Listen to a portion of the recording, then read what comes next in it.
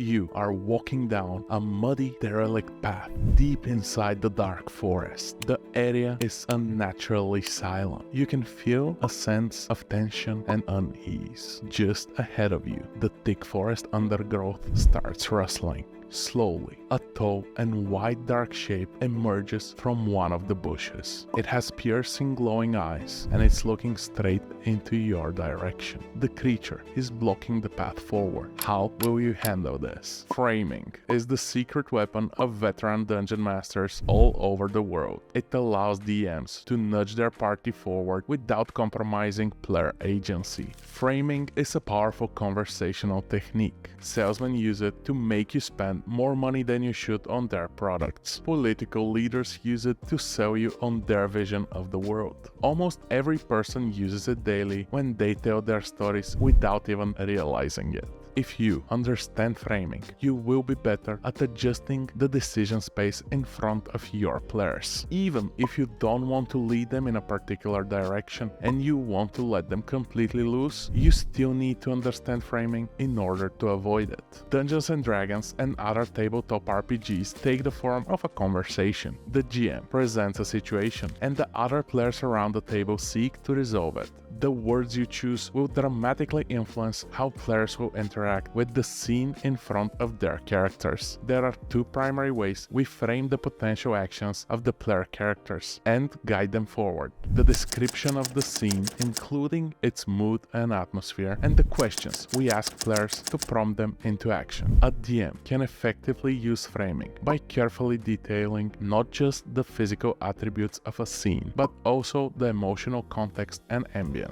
This is usually done by focusing the description on the different senses and by giving players direct emotional cues, effectively setting the mood of the encounter. Let's take another look at the example from the start of the video. You're walking down a muddy, derelict path deep inside the dark forest. This physical description gives a general sense of an unsafe area. The area is unnaturally silent. Forests are usually filled with the sounds of birds and other critters. By describing what the PCs hear or don't, we build a more immersive scene, but we also give them additional reasons to worry. There is tension and unease. This is a direct cue to the feeling we're going for in this scene. By this stage of the description, the players are probably already in a state of high alert. They are very likely to react with aggression to almost anything ahead of them. The appearance of the dark figure strains the situation even further. We have achieved a mental frame for this scene where players will most likely choose to fight.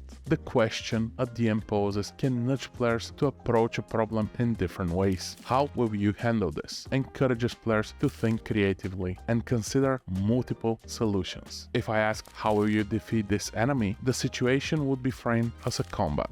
The way you word your questions can shape the player's thinking and their problem-solving approach. In this instance, I've chosen to frame the scene with a description that heavily implies conflict.